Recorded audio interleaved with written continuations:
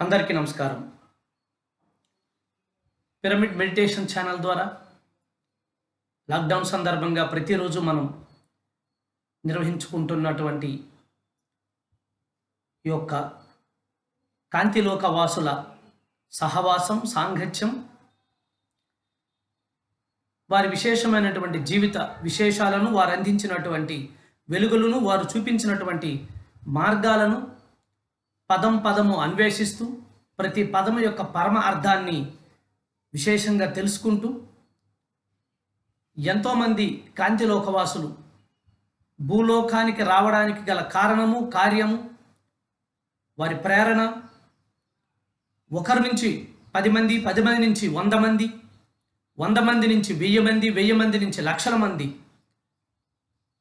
ఈ సామాన్య ప్రజానికమంతా అసామాన్య యోధులుగా, ఆధ్యాత్మికవేత్తలుగా తరతరాలుగా విస్తరిస్తున్నటువంటి అద్భుతమైనటువంటి, అనూహ్యమైనటువంటి ఒక నెట్వర్క్ స్పిరిచువాలిటీ. దీన్నే పత్రిజీ అంటారు చాప కింద నీరులా అని. కేవలం ఈ కంటికి కనిపిస్తున్నదే సత్యమని, తనకు అర్థమైంది మాత్రమే ఉన్నదని, జీవితాన్ని, అద్భుతమైనటువంటి సమయాన్ని, విలువైన సమయాన్ని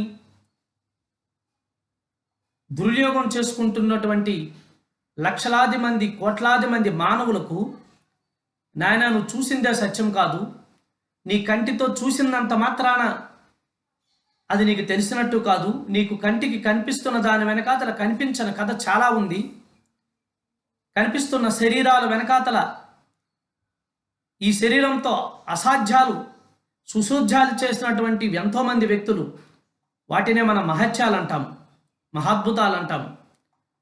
మానవుడు తన ఉనికిని, తన లక్ష్యాన్ని, తన గమ్యాన్ని మర్చిపోతున్న ప్రతిసారి ఆయా ప్రాంతాలలో ఆ యొక్క కాంతిలోకవాసులు హిమాలయ గుహ విజ్ఞానవంతులు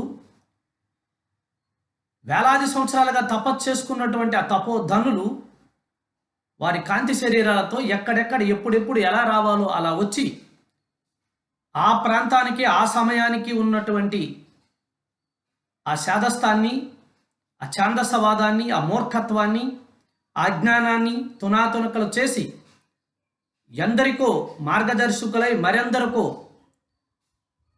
ఒక నిజమైనటువంటి మార్గాన్ని చూపిస్తూ ఈ దేశాన్ని నిత్యము ఆధ్యాత్మిక విజ్ఞానంతో సుభిక్షం చేస్తున్నటువంటి ఎందరో మహానుభావులు, వారందరికీ ధ్యానాభివందనాలు. ఏ ప్రాంతంలో చూసుకున్నా, ఏ రాష్ట్రంలో చూసుకున్నా, ఏ మూల చూసుకున్నా ఇటువంటి కాంతి శరీరధారులు గడిచిన 50,000 సంవత్సరాల నుంచి కోకొల్లలు అనేక రకాల పేర్లతో, అనేక రకాల కార్యాలతో ప్రత్యక్షంగా చెప్తూ, పరోక్షంగా బోధిస్తూ, తాము అని ఒప్పుకోకుండా ఇలా ఎంతోమంది మహనీయులు, ఎందరో మహానుభావులు, వారందరి ఆశయము, వారందరి సాధన, వారందరి ఆలోచన, వారి అందరి కళ ఒక్క దగ్గరికి తీసుకొస్తే దాని పేరు పిరమిడ్ స్పిరిచువల్ సొసైటీస్ మూమెంట్. ప్రతి మహాత్ముడు, ప్రతి యోగి, పరమయోగి, ప్రతి దివ్యాత్మ కలలు గన్నటువంటి మానవ ప్రపంచానికి ప్రతిరూపమే పిరమిడ్ మాస్టర్. ఇది ఈనాటి కృషి కాదు, ఎప్పటి నుంచో చేస్తున్నటువంటి కృషికి ఫలము, కర్మలకు కర్మ ఫలము ఈనాడు పిరమిడ్ స్పిరిచువల్ సొసైటీస్ మూమెంట్. అవతారులుగా వచ్చారు, అవధూతలుగా వచ్చారు, మహాత్ములుగా వచ్చారు, సిద్ధయోగులుగా వచ్చారు, ఎన్నో మహత్తులు చూపించారు, గొప్ప మార్మిక విజ్ఞానాన్ని ప్రదర్శించారు, గొప్ప గొప్ప థర్డ్ ఐ మాస్టర్స్గా విరాజిల్లారు. సమస్త ప్రాణికోటిలోనూ నిర్జీవమైనటువంటి చైతన్యాన్ని వెలికి తీశారు. ఇలా ఎంతోమంది మహాత్ములు ఎందుకు చేశారు ఇదంతా అంటే, ప్రతి మనిషి మహాత్ముడు, ప్రతి మనిషి మహాత్ముడే, ప్రతి హృదయము దేవాలయమే, ప్రతి ఒక్కరిలోనూ సనాతన ధర్మాన్ని పెంపొందించడం. సనాతన ధర్మం అంటే మరేమీ కాదు మిత్రులారా, ఎవరి ఆత్మోన్నతికి వారు ప్రయత్నించడం సనాతన ధర్మం.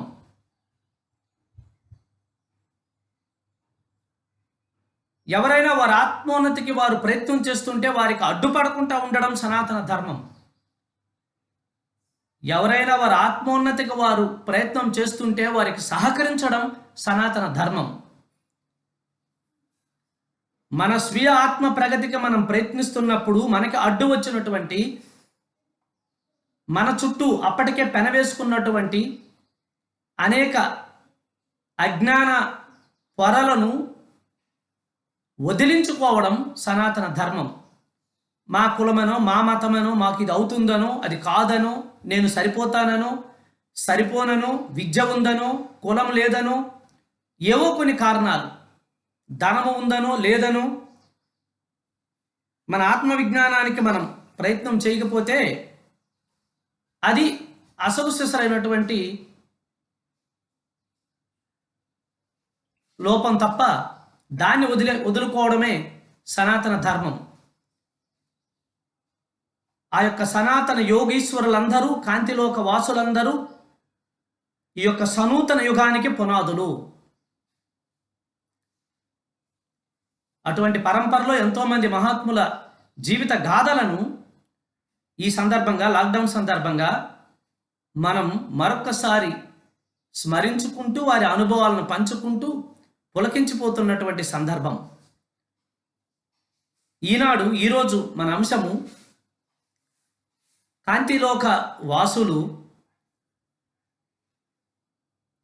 అనేక రూపాలలో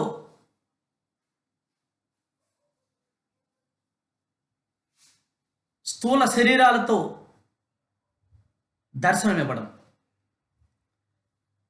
ఎన్నో ఉన్నాయి లీలలు. కాంతి శరీర లోక వాసులకు మాత్రమే సాధ్యమయ్యే ఒక అద్భుతమైనటువంటి విద్య, ఈనాటి విజ్ఞానానికి అందని విద్య, ఈ చర్మచక్షు గోచరం కాని విద్య, ఈ మామూలు మనసు స్వీకరించడానికి కూడా సిద్ధం కానటువంటి మహావిద్య మరేమీ లేదు మిత్రులారా.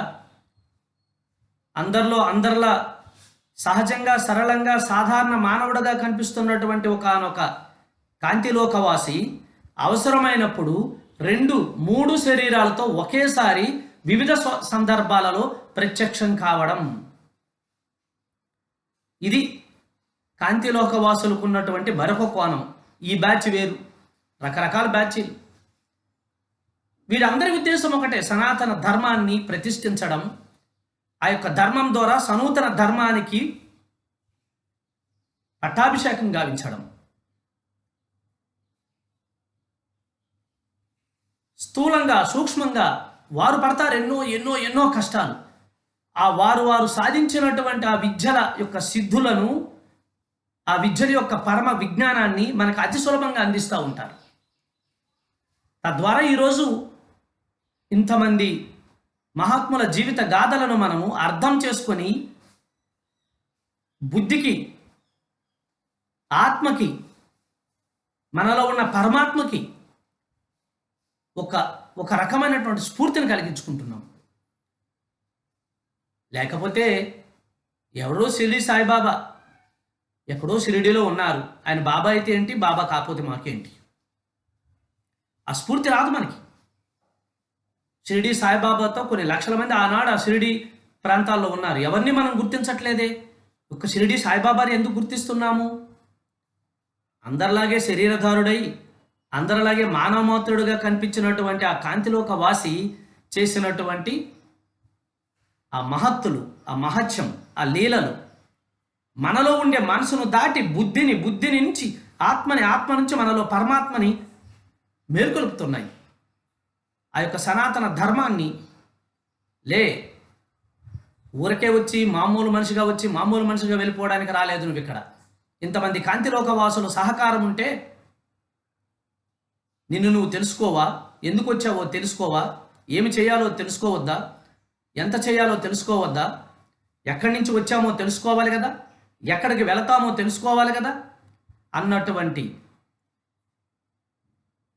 ఆ యొక్క తత్వ సిద్ధాంతాన్ని, తత్వసారాన్ని, మానవ జీవన ఆవశ్యకతను, ఆదర్శాన్ని ఎంతోమంది మహాత్ముల ద్వారా ప్రతి ప్రాంతంలోనూ, ప్రతి ప్రయత్నంలోనూ, ప్రతి మజిలీలోనూ, ప్రతి శకంలోనూ, ప్రతి యుగంలోనూ, ప్రతి దశాబ్దంలోనూ మనకు కోకొల్లలుగా ఉన్నారు.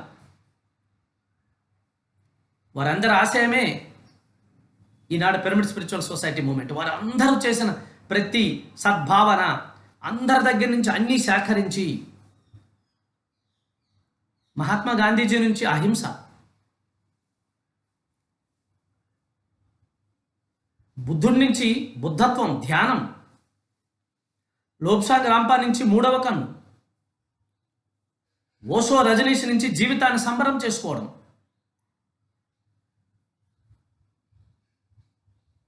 భగవద్గీత నుంచి మరణాంతర జీవితం కోసం,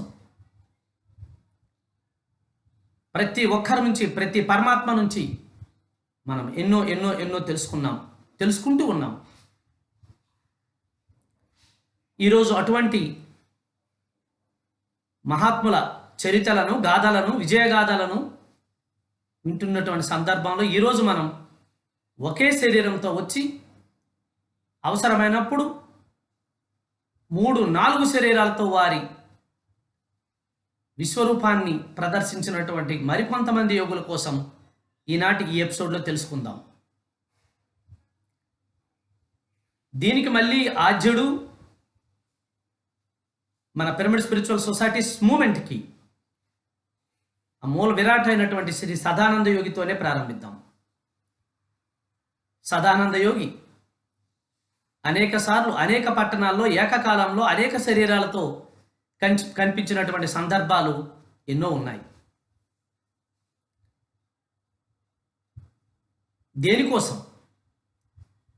4-5 శరీరాలతో 4-5 ఇల్లులు, 4-5 ఆస్తులు, అంతస్తులు, 4-5 పదవులు, 4-5 ప్రత్యేకతలు పొందడానిక? ఎవరికి వస్తుంది అసలు ఇటువంటి ఆశయము, ఇటువంటి సిద్ధి? ఎవరైతే పూర్తిగా నాది నేను వదిలి ఉంటారో, ఎవరైతే ఈ మాంసపిండాన్ని మంత్రపిండంగా చేసుకుని ఉంటారో, ఎవరైతే అనుకున్న లక్ష్యాన్ని సాధించుకుంటాడానికి మరణాన్ని సైతం లెక్క చేయకుండా ముందుకి దూసుకుపోతుంటారో, వారికి అప్రయత్నంగానే, వారికే తెలియదు వారికి అలా ఉన్నట్టు, అది మాత్రం నేను చెప్పగలను. వారిని అడిగితే వారు ఒప్పుకోరు, ఏమోనయ్యా అలా అంటున్నారు, నాకు మాత్రం ఏం తెలుసు అంటారు. ఇటువంటి సందర్భం ఎక్కడెక్కడో ఎప్పుడెప్పుడో కాదు, ఇప్పుడు ప్రతినిత్యం మనతో ఉన్నటువంటి, మనం రోజు మాట్లాడుకుంటున్నటువంటి మన పరమ ధ్యాన గురు బ్రహ్మర్షి పితామహ పత్రిజీతో నేను సాయి కుమార్ గారు చేస్తున్నటువంటి ఒక 2-3 ప్రయత్నాల్లో మేము పొందినటువంటి ఈ అనుభవాలు కూడా ఈరోజు పంచుకోవడం ఒక చక్కటి సందర్భం, సమయం అని నేను భావిస్తున్నాను.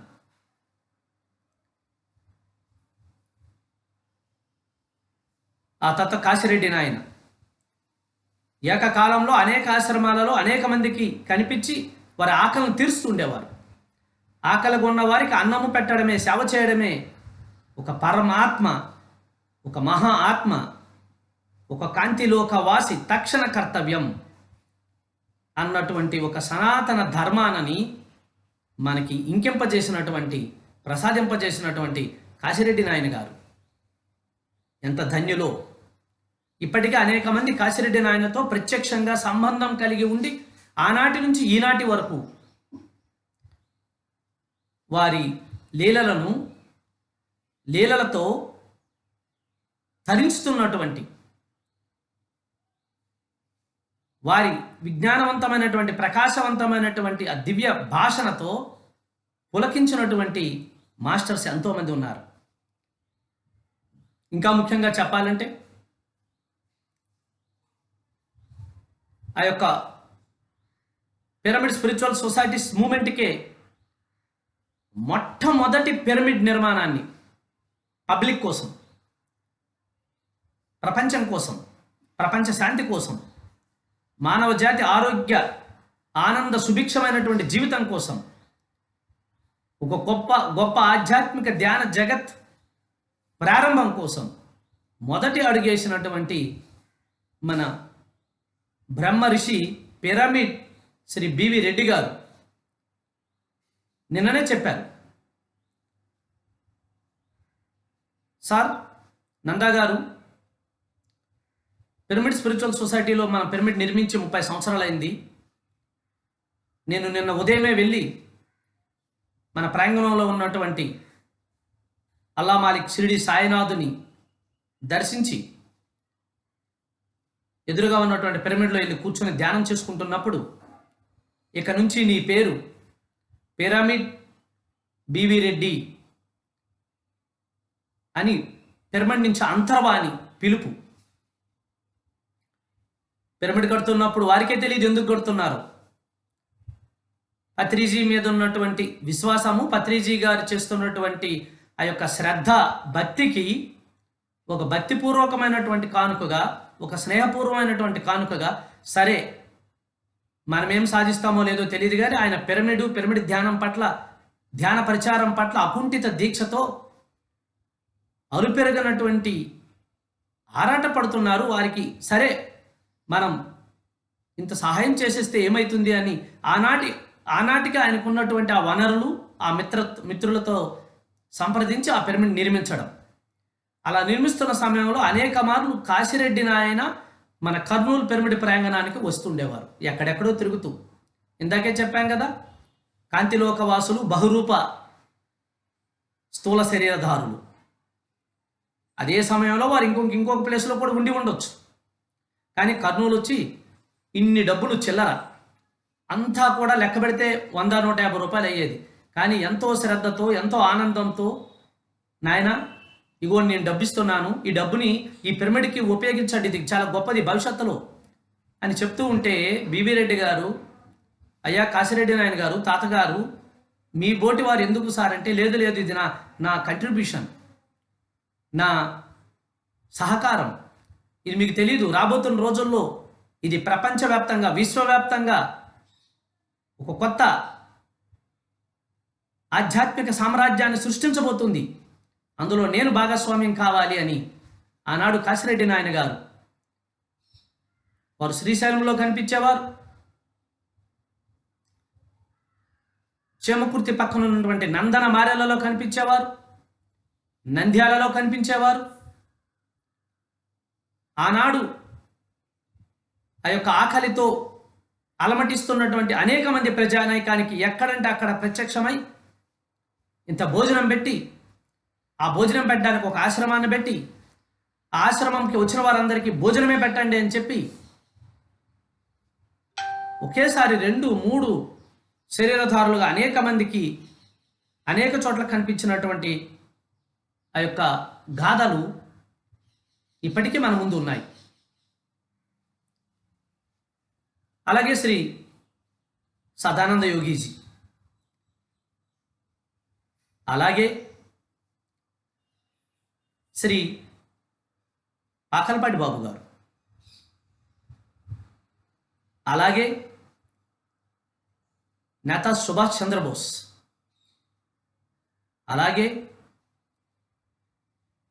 బాలగంగాధర్ తిలక్ గారు, షిరిడి సాయిబాబా వారు, ఇలా ఒకరేమిటి శ్రీ అల్లూరి సీతారామరాజు గారు, టైం చెప్పి, టార్గెట్ చెప్పి ఒకేసారి 3 ప్రదేశాలలోనూ అందరూ ఆశ్చర్యపోయారు. ఈయనేంటో అందరికీ ఒకటే ఉత్తరం రాసినట్టున్నాడు, మనకు అదే సమయం ఇచ్చాడు రంపచోడవరం, మనకి అదే సమయం ఇచ్చినాడు కేడీపేట, మనకు అదే సమయం ఇచ్చాడు అన్నవరం. ఇది ఎక్కడ సాధ్యమవుతుంది? మనల్ని కన్ఫ్యూజ్ చేయడానికి ఒకే సమయం ఇచ్చి ఛాలెంజ్ విసిరాడేమో అనుకున్నారు. కానీ ఏకకాలంలో 3 ప్రదేశాల్లోనూ ఒకేసారి దాడి చేసినటువంటి సందర్భాలు. వీరెవరు మనం అనుకున్నట్టు లేదు, మనం అర్థం చేసుకున్నట్టు మన శరీరానికి, మన మనసుకి, మనకు తెలిసిన భౌతిక శాస్త్రానికి పరిమితం చేయడానికి కాంతిలోక వాసులతో కుదరదుగాక కుదరదు. ఈ విషయాల పట్ల ఈరోజు మనం మరింత వివరంగా తెలుసుకునే ప్రయత్నం చేద్దాం. ఎంతోమంది ఆ యొక్క కాంతిలోక వాసుల ప్రయత్నము ఈ యొక్క పిరమిడ్ స్పిరిచువల్ సొసైటీస్ మూమెంట్కి మహా ప్రయాణం. ఒకసారి ఏమైందంటే,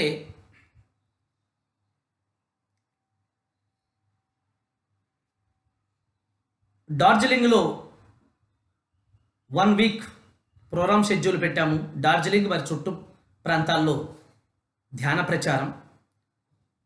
ఆనాడు నాబోటోడికి ధ్యాన ప్రచారం కంటే అవి ఎప్పుడూ చూడనటువంటి ప్రదేశాలు, ఏ సినిమాల్లోనో, పుస్తకాల్లోనో, నవలల్లోనో చదివినటువంటి ప్రదేశాలు, పత్రికతో వెళ్ళినట్టు ఉంటుంది, అవన్నీ చూసి వచ్చేసినట్టు ఉంటుంది అని చెప్పి సాయి కుమార్ రెడ్డి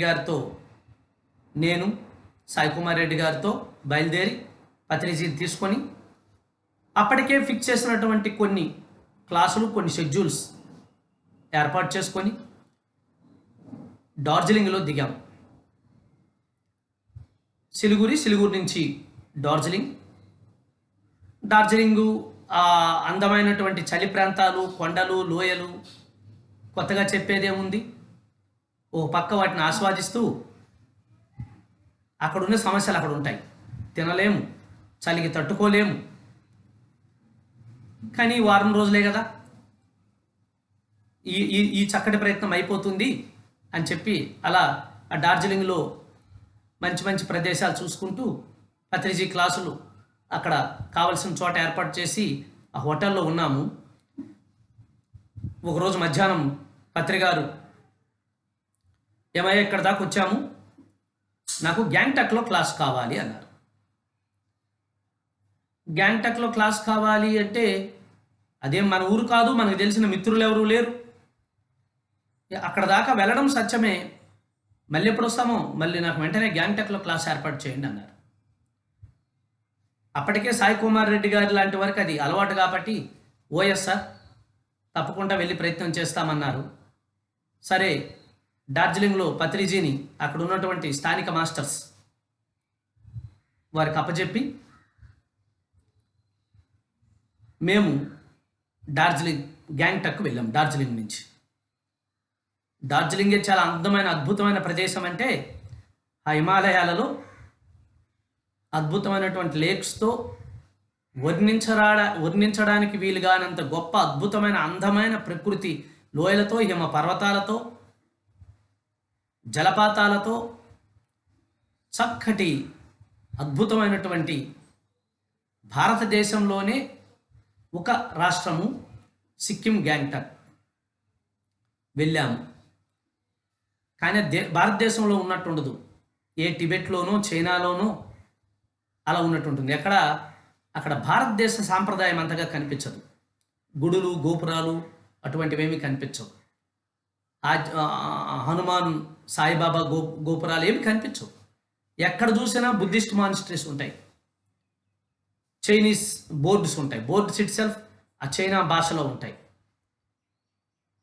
ఎక్కడెక్కడో తిరిగాము. అక్కడ ఎవరి దగ్గరికి వెళ్ళినా ఏం చెప్తారు మీరు అంటే, మేము ఇచ్చినటువంటి ఆ పాంప్లెంట్లు, మన స్పిరిచువల్ ఇండియా బుక్స్, అప్పట్లో హిందీ మ్యాగజైన్స్ ఏమి ఉండేవి కాదు, 1-2 పుస్తకాలు ఉండేవి.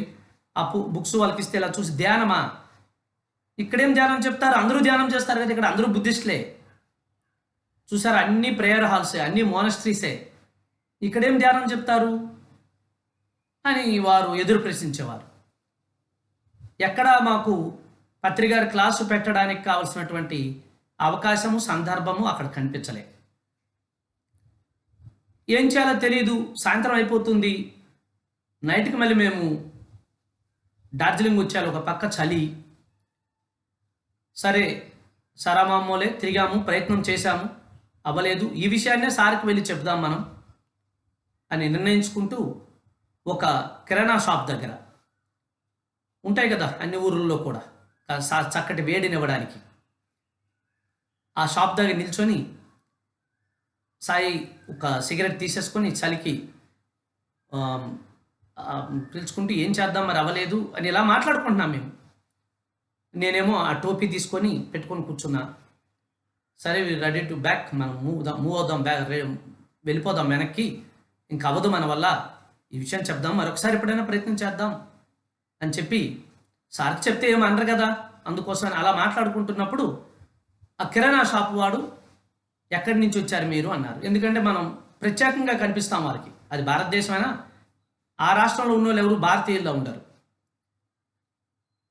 సో మనం మేము పలానా చోట నుంచి వచ్చాం, ఇప్పుడు పలానా చోట ఉన్నాం, పలానా గురువు గారు ఉన్నారు, ధ్యానం చెప్తాము, అందుకోసం ఇక్కడికి వచ్చి ఎక్కడైనా ధ్యానం క్లాస్ ఆర్గనైజ్ చేద్దామంటే ఇక్కడ ఎవరికి అలాంటి అవకాశం లేదంటే ఆయన అన్నాడు, అయ్యో అవునా, ఇలాంటివన్నీ చేయడానికి ఒక మనిషి ఉన్నాడు ఇక్కడ, ఇగో ఇక్కడి నుంచి ఆ 3వ ఇల్లే ఆ కనిపిస్తున్నటువంటి వెరీ నియర్ బై వాక్ 3వ ఇల్లే, ఆ షాపు యజమానిని అడగండి, వారు ఏమైనా అనుకుంటే ఇలాంటివి చేస్తుంటారు ఎక్కువ మార్వాడీస్ వారు అని చెప్పారు. సరే చివరి ప్రయత్నం, కాకపోతే అక్కడే ఆటో జీప్ ఎక్కేస్తాం, జీప్ నుంచి కిందకి దిగిపోతామని వారి దగ్గరికి వెళ్ళాం. ఆ విస్తూనే ఆయన ఎంతో సాధారణంగా మమ్మల్ని ఆహ్వానించి షాపులో కూర్చోబెట్టి జీ జీ జీ చెప్తుందంతా జీ జీ జీ అని విన్నారు. ఆయన సాయి కుమార్ రెడ్డి చెప్పారు, ఇలా గురువు గారు ఉన్నారు, ధ్యానం చెప్తారు అని. ఎక్కడున్నారు ఇప్పుడు? డార్జిలింగ్లో ఉన్నారు. అయితే ఓ పని చేయండి, మీరు రేపే వచ్చేసేయండి మా దగ్గరికి, I can make it arrangements, I can make all the arrangements అన్నారు. ఏమిటి అరేంజ్మెంట్స్? మైకు, ఒక క్లాసు, జనాలను తీసుకురావడం. వెతకబోయిన తీగ కాలుకు తగిలినట్టయింది మాకు, పోయిన ప్రాణం లేచి వచ్చినట్టయింది. ఇంత కష్టపడి తిరిగాము, ఇక్కడ ఏ పని అవలేదే అన్న నూన్యత పోయి కొత్త ఉత్సాహం వచ్చింది. ఉత్సాహం వచ్చిన తర్వాత ఏముంటుంది, మనకు తెలిసిన కాన్సెప్ట్లు, మరి ధ్యానం తల గొప్పతనం మనం ఇంకా చెప్పి, సో ఆ ఉత్సాహంతో మరి ఎక్కడ దిగాలి అంటే, హోటల్ షాంగ్రిలా అన్న హోటల్ మాకుంది, మీరు ఎప్పుడు వస్తారో చెప్పి మాకు వస్తే మేము ఆ హోటల్లో ఉండొచ్చు, లేదు మీరు రండి, మేము ఏర్పాట్లు కూడా చూసుకుంటామన్నారు. భోజనం పెడతామంటున్నారు, ఏర్పాట్లు చూసుకుంటామంటున్నారు, వసతి ఇస్తున్నారు, ఇంతకంటే మనకేం కావాలి, పత్రికారిని తీసుకొద్దామని చెప్పి మరి కిందకు వచ్చాము. డార్జిలింగ్లో క్లాస్ అయిపోయిన తర్వాత ఆ దగ్గరలో ఇంకొక గొప్ప ప్రదేశం ఉంటుంది, గొప్ప బ్యూటిఫుల్ వ్యాలీ. ఆ వ్యాలీకి కూడా వెళ్ళాము. అక్కడ షిరిడి సాయి సంస్థానం వాళ్ళు క్లాస్ పెట్టారు. కెంప్లాంగ్ చాలా బ్యూటిఫుల్ వ్యాలీ. ఈ 2 కళ్ళు ఉండి ఏదైనా ఈ ప్రపంచాన్ని చూడాలంటే ఆ వ్యాలీకి వెళ్ళి ఆ వ్యాలీని ఒకసారి చూసి వస్తే ఈ 2 కళ్ళు మనకి ఎందుకు ఉన్నాయో అర్థమవుతుంది. ఈ కంటికి నిండా 100 ఏళ్ళు ఆరోగ్యము చేకూరుతుంది. అంత అద్భుతమైనటువంటి వ్యాలీ. వెళ్ళాము. అక్కడ షిరిడి సాయి సంస్థ వాళ్ళు మనం ఊహించిన కంటే ఆ కెంప్లాంగ్ పట్టణానికి ఆ లోయలో నుంచి అలా వెళ్తూనే ఫస్ట్ వచ్చేదే ఓ పెద్ద సాయిబాబా దేవాలయం. అద్భుతమైనటువంటి సజ్జన సాంగత్యం జరిగింది. అక్కడ ఉండిపోయినాము. నెక్స్ట్ డే అక్కడి నుంచి బయలుదేరి వారి పిలుపు మేరకు డార్జిలింగ్కి వచ్చాం. సో గ్యాంగ్టాక్ వచ్చాం. గ్యాంగ్టాక్లో వారు ఏదో ఒక చిన్న క్లాస్ ఏర్పాటు చేస్తారనుకున్నాం మేము. వెళ్ళిన తర్వాత ఆ హోటల్ షాంగ్రిలాకి వెళ్తే హోటల్ బుక్డ్, ఫుల్ బుక్డ్. అరే ఇదేమైంది, పత్రికను తీసుకొచ్చాం, వెహికల్లో ఉన్నారు, ఎట్లా అని మళ్ళీ వారిని కాంటాక్ట్ చేస్తే, అయ్యా గురూజీ మా ఇంట్లో ఉంటారా అని అడిగారు. హిందీలో, ఇంగ్లీష్లో. తప్పకుండా ఉంటారు, గురూజీ ఇంట్లోనే ఉంటారండి, మాకైతే ఎక్కడో రూమ్ ఇచ్చినా పర్వాలేదు, మేము ఉంటామని సాయి కుమార్ రెడ్డి చెప్పారు. మీరు కూడా ఉండొద్దు బయట, మీరు కూడా మా ఇంట్లోనే ఉండొచ్చు అన్నారు. అరే బయట చూస్తే చాలా చిన్న షాపు పక్కన ఒక ఇల్లు, రూమ్ కనిపిస్తుంది, అంతే. ఇంట్లో ఇంతమంది ఎలా ఉంటాం అనుకున్నాం మేము. కానీ ఆ ఇంట్లో నుంచి కిందకు దిగుతుంటే చాలా ఫ్లోర్స్ ఉన్నాయి. అవన్నీ పర్వత శిఖరాల వైపున నిర్మిస్తారు కాబట్టి బయటికి ఏమీ కనిపించదు. కానీ వెనకాతలకు వెళ్తుంటే కిందకి బాగా మంచి హాల్స్, పెద్ద హాల్స్ ఉన్నాయి. అందరము ఒక రూములోనే ఉందాం అనుకున్న మాకు పత్రికారికి ఒక సూపర్ రూమ్ ఇచ్చారు వాళ్ళు. మాకు మంచి రూమ్ పెట్టారు విత్ ఆల్ ఎమ్యూనిటీస్, అంటే హీటర్స్ అండ్ ఎవ్రీథింగ్. ఆ ఇంట్లోకి పత్రికారిని తీసుకొని మేము వెళ్తూ ఉంటే వాళ్ళు మనకి ఎప్పుడో దూరపు బంధువులై ఎప్పుడో మనం రమ్మని చెప్తా రాలేకపోయినా కూడా ఎంత ఆత్మీయంగా ఉంటారో అంత ఆత్మీయంగా కలివిడిగా కలిసిపోయి రొట్టెలు చేసేసి కావలసినవన్నీ పెట్టి ఈ ఈ అతిథి మర్యాదలు ఎంతో తెలిసినట్టు, ఎవరు కొత్తగా ఫీల్ అవ్వట్లేదు. ఆశ్చర్యపోయినాను నేను. చక్కగా పెట్టారు. అమ్మయ్య, మనకి అంతకంటే ఏం కావాలి? వేడిగా ఉన్నటువంటి ఒక వసతి గృహము, నగరం మధ్యన ఒక అద్భుతమైనటువంటి మార్వాడి ఇంట్లో, భాగ్యవంతుడి ఇంట్లో, అన్ని సౌకర్యాలతో మనం ఉండడానికి మనకేమవుతుంది? ధ్యానం పనిచేస్తుంది అనుకున్నాం బాగా. సాయంత్రం క్లాస్ వారు అక్కడున్నటువంటి హైకోర్టు హాల్లో ఒకటి, గవర్నర్ హాల్లో ఒకటి, ఆ ఊర్లో ఉన్నటువంటి సీనియర్ సిటిజన్స్తో ఒకటి, డిఫరెంట్ క్లాసులు ఓవర్ ఫోన్ ఏర్పాటు చేశారు. ఆయన అంత పెద్ద మనిషి అని మాకు తెలియదు. చక్కగా క్లాసులు జరుగుతున్నాయి, భోజనాలు అవుతున్నాయి, అంతా బాగుంది. 2 రోజులు అద్భుతంగా జరిగింది. వారి హోటల్లో కూడా ఒక క్లాస్ పెట్టారు. ఆ hotel Chinese and Tibetans, Nepalese మోడల్లో ఆ హోటల్ ఉంటుంది. చాలా దిగ్విజయంగా కార్యక్రమం జరిగింది. ఇంకా తిరుగు ప్రయాణంలో తిరిగి వస్తున్నాము. ఒక ట్రవేరా వెహికల్, ఎందుకంటే మేము అక్కడి నుంచి కిందకు వచ్చాలి. ఇంకా ఎకాఎకిన Gangtok to via Teesta and friendship river bridge చూసుకొని సిలిగురి మీద నుంచి బాగ్డోగ్రా ఎయిర్పోర్ట్కి వెళ్ళిపోవాలి. ఆ రోజు సాయంత్రం మా ఫ్లైటు, హైదరాబాద్కి వచ్చేస్తాము. అక్కడ 2 రోజులు చూసుకున్న తర్వాత అహ్మదాబాద్ వెళ్ళాలి సారు, అది షెడ్యూల్. సరే, తిరుగు ప్రయాణం. గ్యాంగ్టాక్లో ఒక అద్భుతం ఉంటుంది. ఉదయం 4 గంటలకే అక్కడ ఫస్ట్ సూర్యోదయం జరుగుతుంది. మళ్ళీ 5 గంటలకల్లా చీకటి అయిపోతుంది. మళ్ళీ 6-6:30 గంటలకల్లా యాజ్ యూజువల్గా మళ్ళీ జరుగుతుంటుంది. ఇది గ్యాంగ్టాక్ ఉన్నటువంటి ప్రత్యేకత. ఎవరైతే 4 గంటలప్పుడు లేచి ఆ ప్రపంచాన్ని చూస్తారో వాళ్ళ జీవితంలో మధురానుభూతిని పొందుతారు. ఎందుకంటే అప్పుడు సూర్యోదయం అంతా అక్కడ ఎదురుగా దూరంగా ఉన్నటువంటి మిరిక్ హిమాలయ పర్వత శ్రేణుల మీద పడి ఆ తొలి కిరణాలు బంగారు పర్వతాల్ని, అంత బంగారాన్ని ఎప్పుడు చూస్తాం మనం? ఇంత తులము 2 తులాలతో మనం సరిపెట్టుకున్న మనము పెద్ద పెద్ద బంగారు పర్వతాలను, మేరు పర్వతాలని, హిరణ్య పర్వతాలను చూస్తాం అక్కడి నుంచి మనం. అది అక్కడ అనుభూతి. వాళ్ళు అది చెప్పారు, మమ్మల్ని లేపారు. సిద్ధమైపోయినాం. 5 గంటలకి బయలుదేరి కిందకి రావడం ప్రారంభించాం. ఎందుకంటే ఆ రోడ్స్ అన్ని చాలా మరి పహడీ రోడ్స్, ఘాట్స్ కాబట్టి దూరం 100 కిలోమీటర్లు, 200 కిలోమీటర్లు కాదు, 100 కిలోమీటర్లు 5 గంటలు 6 గంటలు కూడా పట్టొచ్చు ఒక్కొక్కసారి.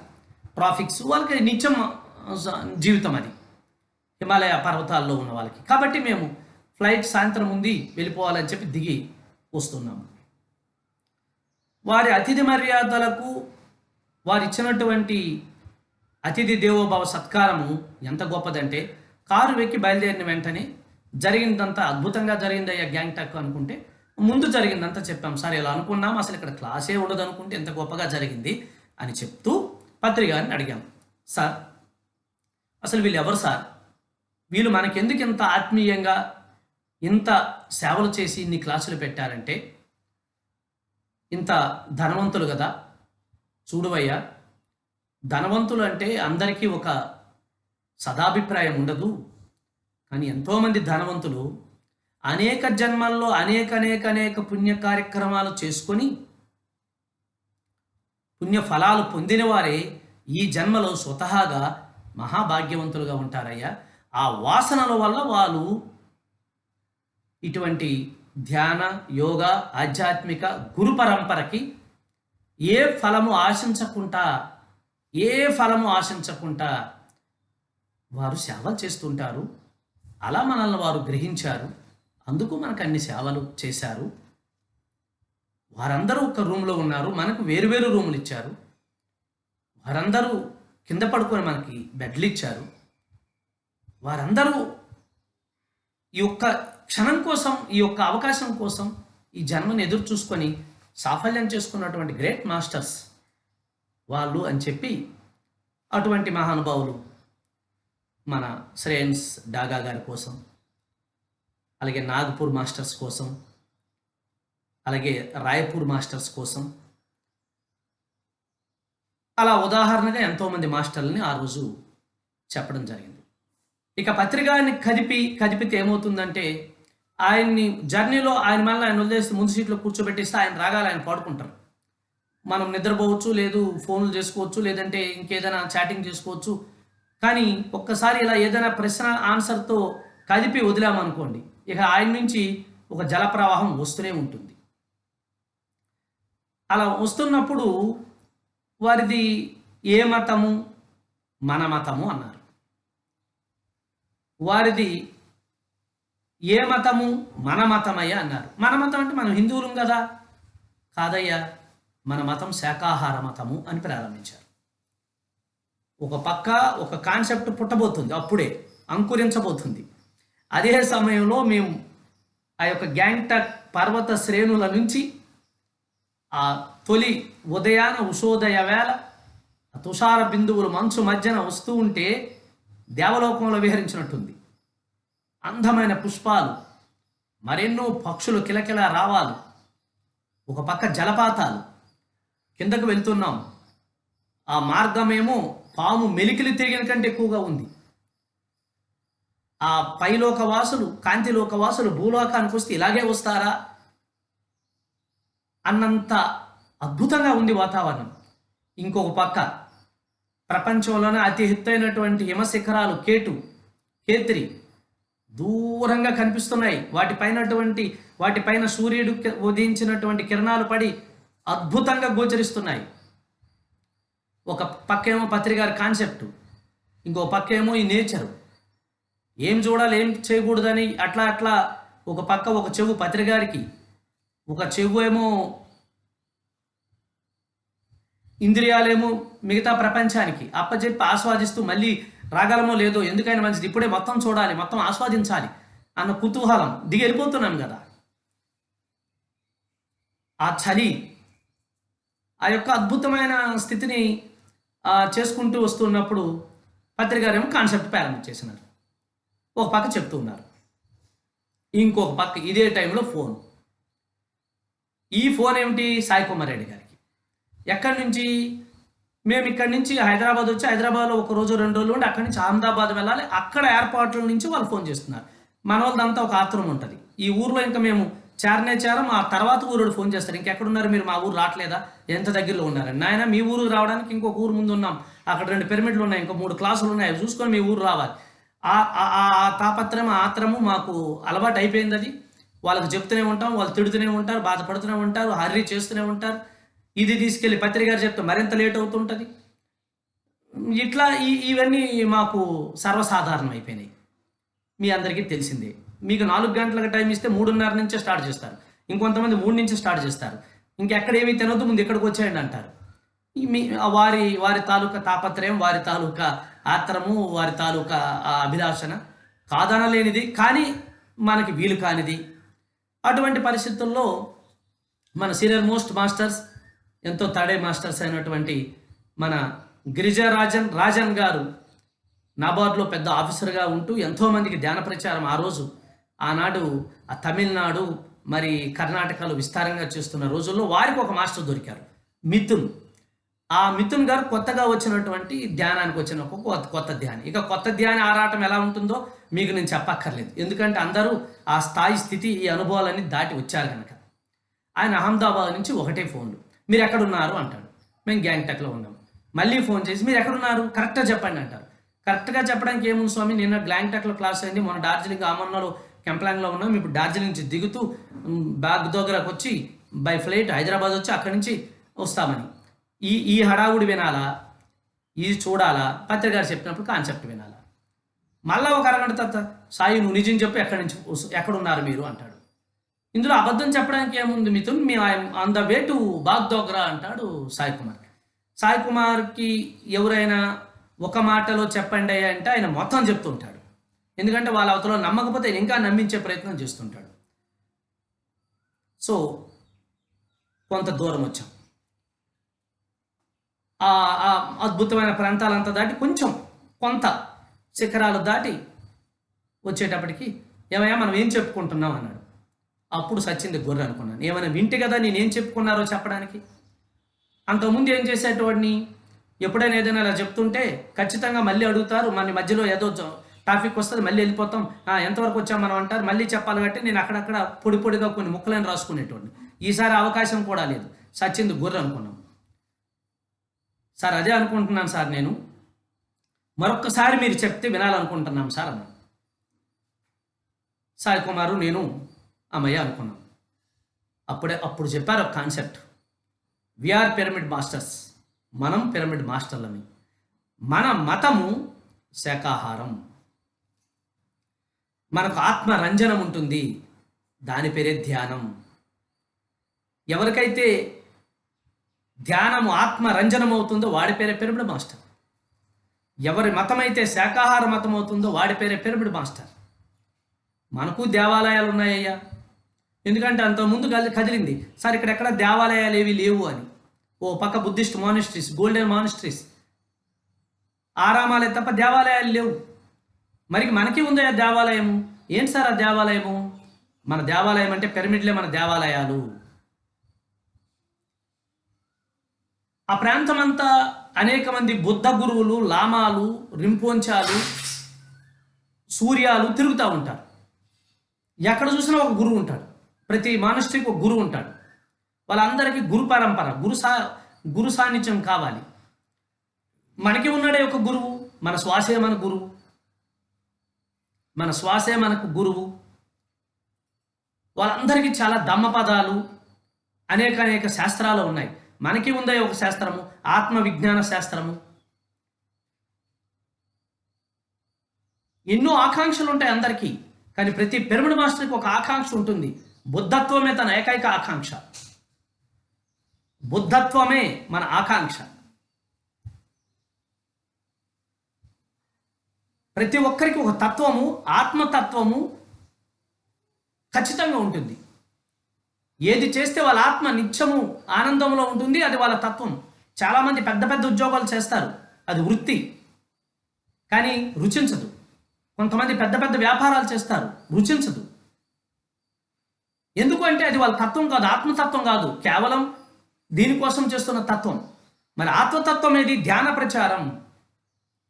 ఎవరైతే ధ్యాన ప్రచారం సదా నిర్వహిస్తూ ఉంటారో వాళ్ళందరికీ వాళ్ళ ఆత్మతత్వం అర్థమవుతుంది.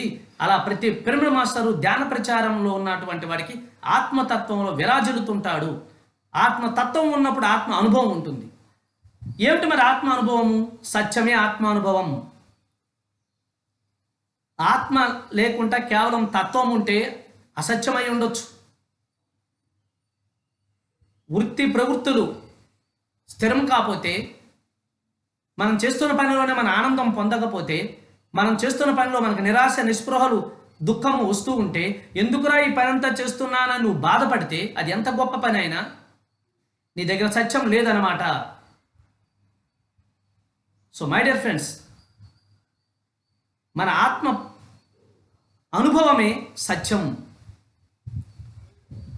మనం ఎప్పుడైతే మనం ఒక ఆత్మ అనుభవంతో రమించబడుతుంటామో, ఆత్మ అనుభవంతో, ఆత్మస్థైర్యంతో ఉంటామో, అదే మన సందేశం అందరికీ. అందుకు పిరమిడ్ మాస్టర్ సందేశం ఏంటి అంటే రకరకాల సందేశాలు లేవు, ఆత్మస్థైర్యమే ఒక సందేశం. హిమాలయాలంత ఆత్మస్థైర్యం ఎవరికైతే ఉంటుందో వాని పేరు పిరమిడ్ మాస్టర్. మనకి ఒక నిజతత్వం ఉంటుంది. ప్రతి మనిషికి ఒక రూపము, నిజ రూపం ఉంటుంది. ప్రతి పిరమిడ్ మాస్టర్ నిజ రూపం ఏంటంటే మిత్రత్వం, ఫ్రెండ్షిప్. ఆనాడు బుద్ధునిగా వచ్చినటువంటి బుద్ధుడు ఆ అవతారాన్ని 2500 సంవత్సరాల క్రితం వదిలి మళ్ళీ వస్తాను అని ఆ రోజు ఆనందుడికి చెప్పినప్పుడు ఆనందుడు అడుగుతాడు, మీరు ఎలా వస్తారు, మిమ్మల్ని ఎలా గుర్తుపట్టాలి? ఇవే చెల్లు, ఇవే కవులు, ఇవే చెవులు, ఇవే కళ్ళు, ఇదే జుత్తు, ఇలాగే ఉంటారా? ఎలా మిమ్మల్ని గుర్తుపట్టాలంటే, ఎక్కడైతే మిత్రత్వం సదా విస్తరించబడుతుందో, ఎక్కడైతే మిత్రత్వమే ఒక సమాజంగా అలరారబడుతుందో అక్కడ నేనున్నానయ్యా, వాళ్ళందరిలో నేనున్నాను. దాని పేరు మైత్రేయ బుద్ధ అంటారు. అది మన నిజతత్వం, మన సహజ లక్షణం.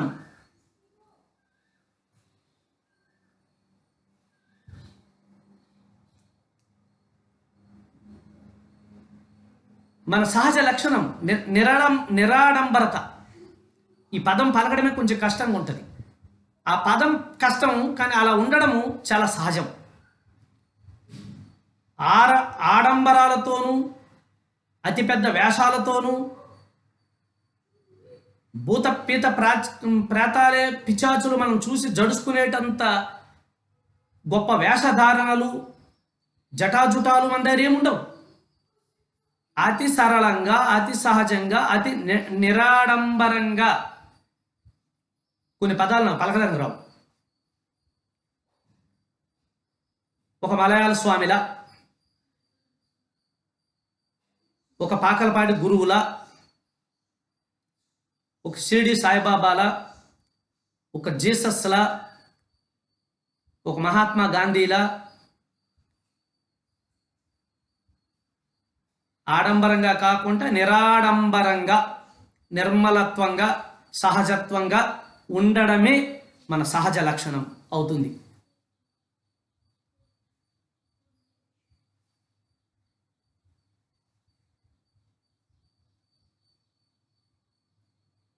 చూసారా, మనకు ఒక మతం ఉంటుంది, మనకు ఒక ఆత్మరంజనం ఉంటుంది, మనకు ఒక దేవాలయం ఉంటుంది, మనకు ఒక గురువు ఉంటాడు, మనకు ఒక శాస్త్రం ఉంటుంది, మనకు ఒక ఆకాంక్ష ఉంటుంది, మనకు ఒక ఆత్మ వృత్తి ఉంటుంది, ఆత్మ అనుభవం ఉంటుంది, ఆత్మ స్థైర్యం ఉంటుంది, మనకి ఒక నిజతత్వం ఉంటుంది, ఒక సంతృప్తి ఉంటుంది. వినయమే సంతృప్తి. అన్నీ కలిసి మనకి ఒక కుటుంబం ఉంటుందయ్యా. సమస్త ప్రాణికోటి ఒకే కుటుంబం. సమస్త ప్రాణికోటి ఒకటే కుటుంబంగా విరాజిల్లడమే పిరమిడ్ స్పిరిచువల్ సొసైటీస్ మూమెంట్. దాని పేరే వసుదైక కుటుంబము అన్న ఈ కాన్సెప్ట్ ఆ హిమాలయ సానువుల్లో గ్యాంగ్టాక్ నుంచి ఈ దిగువ ప్రాంతానికి త్రిస్టా రివర్ వరకు ఎక్కడైతే ఆ యొక్క రవీంద్రనాథ్ ఠాగూర్, నేతాజీ సుభాష్ చంద్రబోస్ ఇత్యాది మహాత్ములు విస్తారంగా తిరిగారో ఆ ప్రాంతంలోకి అలా వచ్చేటప్పటికి అది అయిపోయింది. అక్కడి నుంచి ఆ త్రిస్టా రివర్ అద్భుతమైనటువంటి నది. ఎన్నో విశ్వాసాలకు, మరెంతో చరిత్రకు, ఘనమైన చరిత్రకు ఒక శాశ్వతమైనటువంటి ప్రయోజనకారి. దానికోసం చెప్పుకోవాలంటే ఎంతో ఉంటుంది. అందరూ అత్యంత ఇష్టపడే రాఫ్టింగ్ క్రీడాకారులందరికీ త్రిస్టా నది అంటే ప్రాణం. అక్కడ రాఫ్టింగ్ చేస్తే ఇంకా ప్రపంచంలో ఎక్కడ చేసినా చేయకపోయినా ఆ అనుభూతే వేరు. ఆ నదికి ఉన్నటువంటి హోయలు, సోయలు, సోగసులు అలా ఉంటాయి. అక్కడ ఒక బ్రిడ్జ్ ఉంటుంది ఆ నది పైన. ఎవరినైతే ఊహించుకొని మనసా వాచ కర్మాన ఈవిడ నా భాగస్వామి కావాలని వెళ్తారో వారందరూ ఆ బ్రిడ్జి మీద నుంచి అటు వెళ్ళి వస్తే వారికి ఆ భాగస్వామ్యం దొరుకుతుంది అన్నది అక్కడ ఉన్నటువంటి గొప్ప సనాతన విశ్వాసం. అలాగే ఫ్రెండ్షిప్, అనేక కారణాలతో ఫ్రెండ్షిప్ బ్రేక్ అయినప్పుడు తిరిగి ఫ్రెండ్షిప్ కలవాలంటే ఇంకొక బ్రిడ్జి మీదకి వెళ్ళి వస్తుంటారు. అలాంటి అనేక విశ్వాసాలకు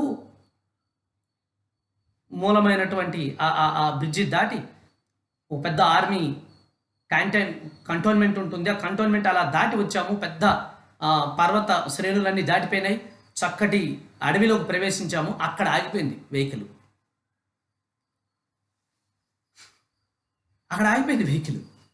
ఏదో ప్రాబ్లం వచ్చింది. కొత్త వెహికలే. సరే అడవి కదా, పక్కనే కూర్చున్నాము. పత్రిక గారు చెప్పిన కాన్సెప్ట్ అంతా రాసేసినాము. ఓవర్ ఫోన్లోనే స్పిరిచువల్ ఇండియా వేణు గారికి చెప్పడం, అప్పుడు మన ధ్యాన జగత్ మ్యాగజైన్ మేనేజ్మెంట్కి చెప్పడం. సార్ వచ్చేటప్పటికి కాన్సెప్ట్ అంతా డీటీపీ అయిపోయారు, రెడీగా ఉండాలి, కరెక్షన్ చేస్తారని చెప్పడం. ప్రతి సమయాన్ని సద్వినియోగం చేసుకుంటాం. అక్కడి నుంచి కిందకు వచ్చిన తర్వాత అప్పటికే సాయి పైనుంచి కిందకు వచ్చి మళ్ళీ ఎయిర్పోర్ట్కి వెళ్ళి టైం ఉంటుంది కాబట్టి ఆ ఎయిర్పోర్ట్లో ఏ అవకాశం ఉండదు. బాగ్డోగ్రా ఎయిర్పోర్ట్ సైనిక్ ఎయిర్పోర్ట్ కాబట్టి కాస్త రిఫ్రెష్ అవ్వడానికి ఒక హోటల్ తీసుకున్నారు, పెద్ద హోటల్ అది. కానీ అక్కడ ఉండడానికి కావాలి, ఇక్కడే అయింది. వెళ్ళాము, అక్కడ భోజనాలు చేసాం, వెంటనే అక్కడి నుంచి వెళ్ళాము. సరే ఇక్కడ కూర్చున్నప్పుడు మళ్ళీ ఫోన్ వచ్చింది. ఎక్కడి నుంచి? అహ్మదాబాద్ నుంచి. ఏంటివయ్యా ఇన్నిసార్లు ఫోన్ చేస్తున్నాడు ఆయన అన్నాడు సార్. ఏం చెప్పమంటారు సార్, మేము ఎంత చెప్పినా మీరు ఇక్కడ మాతోనే ఉన్నారని ఎంత చెప్తున్నా ఆయన నమ్మట్లేదు సార్. నాతో హాస్యమాడుతున్నారా, నాకే మస్కా కొడుతున్నారా అని అంటున్నాడు సార్. ఎవరంటే మన మిథున్ మాస్టర్ సార్. ఎక్కడి నుంచే అంటే అహ్మదాబాద్ నుంచి. ఏది సార్ ఫోన్ వస్తే ఇవ్వయా అంటేనే ఉన్నా, మళ్ళీ ఫోన్ వచ్చింది. ఆయనే అడిగాడు, అలా కాదు ఇన్నిసార్లు నేను ఫోన్ చేస్తున్నాను, మీరు ఏదేదో చెప్తున్నారు అలా కాదు, కానీ మీ దగ్గరే పత్రిక గారు ఉంటే ఒకసారి మాట్లాడిపించండి అని. అనుకుంటున్నది అదే, జరిగింది కూడా అదే కాబట్టి అయ్యా బాగుంది అని చెప్పేసి ఫోన్ ఇచ్చాం సార్కి. పత్రిక గారు సరళంగా అంటే కైసావారే ఏం జరుగుతుంది అక్కడ అని ఏదో అడుగుతుంటారు కదా. జరుగుతుందంటే ఓకే ఓకే సార్ టీకే, మీరు ఎక్కడున్నారు సార్? ఇలా మేము పలానా గ్యాంగ్టాక్ నుంచి చూస్తున్నాం, బాగ్దోరాకి వెళ్తున్నాం, ఇక్కడ వెహికల్ ఆగిపోయింది, ఇక్కడ వెయిట్ చేసి కూర్చున్నాము, అడవి బాగుంది అన్నారు సార్. అవునా సార్? అవును. సరే ఫోన్ పెట్టి. ఆయన చాలా గాబరాగా ఉన్నాడు. పెట్టేసి మళ్ళీ ఒకసారి ఫోన్ చేసి, సాయి మీరేమో అక్కడ ఉన్నారంటున్నారు, నాకెందుకో డౌటు, మీరు మా ఊర్లోనే ఉండి అహ్మదాబాద్లోనే ఉండి నాకు తెలియకుండా ఉండి నేను ఎక్కడ బాధపడతాను అని చెప్పి మీరు ఉండిన విషయం బయటపడి మీరు నేనెక్కడ బాధపడతాను అని చెప్పి నన్ను ఓవర్కమ్ చేయడానికి మీరు అక్కడే ఉన్నాం అక్కడే ఉన్నామని చెప్తున్నారేమో అన్న డౌట్తోనే మీకు ఇన్నిసార్లు నేను ఫోన్ చేస్తున్నాను, కానీ ఇప్పుడు నాకు ఏం చెప్పాలో ఎలా చెప్పాలో అర్థం కావట్లేదు, ఇక్కడ జరిగింది వేరు అన్నారు. అందుక ఇన్నిసార్లు ఫోన్లు వస్తున్నాయి, ఏం జరిగింది చెప్పండి అన్నారు. సో అహ్మదాబాద్ క్యాంప్ ఉంది కదా పత్రికది 2 days తర్వాతను, అందుకు గాను అహ్మదాబాద్లో ఈసారి పత్రికని ఒక స్కూల్లో వెళ్ళి క్లాసులు పెట్టించాలి, పిల్లలకి ధ్యానం చెప్పించాలి అన్నది ఆ మిథున్ మాస్టర్ తీసుకున్నటువంటి నిర్ణయం. దానికి తగ్గట్టుగా ఆయన ఒక మంచి స్కూల్ వెతుకుతున్నాడు, 1-2 పబ్లిక్ మీటింగ్లు ఏర్పాటు చేసుకుంటున్నాడు తన స్థాయిలో. Is also NABARD officer. ఆ ప్రయాణంలో అహ్మదాబాద్లో సబర్మతి ఆశ్రమానికి వెళ్ళారు ఆయన. అక్కడ ఒక స్కూల్ ఉంది, ఆ స్కూల్ పిల్లలకి ధ్యానం చెప్పించాలి అన్నది ఆయన ప్రయత్నం. సబర్మతి ఆశ్రమానికి వెళ్తే వాళ్ళు ఏమన్నారంటే, ఇదంతా జరిగిపోయింది కదా, ఇట్స్ రివీల్, మళ్ళీ నేను ఫోన్ చేస్తాను, అక్కడ ఫోన్ తర్వాత చెప్పింది అనమాట ఇదంతా. బోర్డు మీటింగ్ అవుతుంది, సబర్మతి ఆశ్రమ ట్రస్ట్ మీటింగ్ అవుతుంది, మీరు కాసేపు ఆగండి, ఈయనేదో కొన్ని పుస్తకాలు పాంప్లెట్లు పట్టుకుని మా గురువు గారు వస్తున్నారు ఇక్కడ ధ్యానం చెప్పడానికి, ఈ క్లాసులు ఇక్కడ చెప్తారు అని చెప్పడానికి పర్మిషన్ తీసుకోవడానికి వెళ్ళారు ఆయన. వెళ్ళి అక్కడ కూర్చొని మాట్లాడేటప్పటికి ఉండమన్నారు. వాళ్ళందరూ మీటింగ్ అయింది, ఎవరు మార్గాన్ని వెళ్ళిపోయారు. ఒక 80 years ఏజ్డ్ ఆయన, ఏం సార్ ఎవరు మీరు ఏంటంటే, ఇలా సో అండ్ సో నేను ఒక పిరమిడ్ మాస్టరు, నేను ఇట్లా గురువు గారు ఒక ఆయన వస్తున్నారు ఈ ఊరు, క్లాస్ చెప్పించాలి ఇక్కడ, అందుకోసమని మీ సబర్మతి స్కూల్లో పిల్లలకి ధ్యానం క్లాస్ చెప్పిద్దామని చెప్పి. ఎవరు అన్నారు. ఇగోండి సార్ వేరే అని చెప్పి ఇచ్చారు. ఆయన అలా చూసి, అదేంటిది ఈయన నిన్న వచ్చి క్లాస్ చెప్పి వెళ్ళిపోయారు కదా అన్నారు. ఈయన క్లాస్ ఇవ్వడానికి ఇష్టం లేక, లేదంటే ఏదైనా పరాహసకాలు వస్తున్నాడా, లేదు ఇలాంటి ఆయన ఇంకెవరైనా వచ్చి క్లాస్ చెప్పి వెళ్ళిపోయారా, ఈయన ఎలా వస్తాడు? ఎందుకంటే ముందు రోజు నుంచి కూడా మీరు ఎక్కడ ఉన్నారు అంటే మేము గ్యాంగ్టాక్లో ఉన్నాం, ఆ ముందు రోజు ఎక్కడున్నామో తెలుసు, ఆ ముందు రోజు ఎక్కడున్నామో తెలుసు, రోజు ఏం చేస్తున్నారు, ఎలా చేయాలి మేము గైడెన్స్ ఇస్తున్నాం, వాళ్ళు చేస్తున్నారు, మరి ఇదేంటి నన్ను నిన్న వచ్చి వెళ్ళిపోయాడు అంటారు అంటే ఈయన నమ్మబుద్ధి కాదు స్వామి ఈయన పలానా చోట ఉన్నారు అని వినట్లేదు. మీరు ఎన్నైనా చెప్పండి, వచ్చి వెళ్ళారు, మీకు అంత డౌట్ ఉంటే ఇప్పుడు క్లాస్ స్కూల్ అవర్ అయిపోయింది, రేపు రండి వెళ్దాం అని చెప్పి ఆయన మళ్ళా నెక్స్ట్ డే రమ్మని ఆ స్కూల్కి తీసుకెళ్ళారు. ఆయన ఏమి నమ్మలేదు, దాన్ని విశ్వసించలేదు. నెక్స్ట్ డే వెళ్ళారు. నెక్స్ట్ డే వెళ్ళి ఆ స్కూల్కి వెళ్ళి ఆ పిల్లల దగ్గరికి స్కూల్కి తీసుకెళ్ళి, ఇదిగో మీకు మొన్న ధ్యానం క్లాస్ అయిందా లేదా, అయింది, ఎవరు చెప్పి, ఈయనే కదా చెప్పారని ఫోటో చూపించారు. అవును సార్ వీరే చెప్పి వెళ్ళిపోయినారు.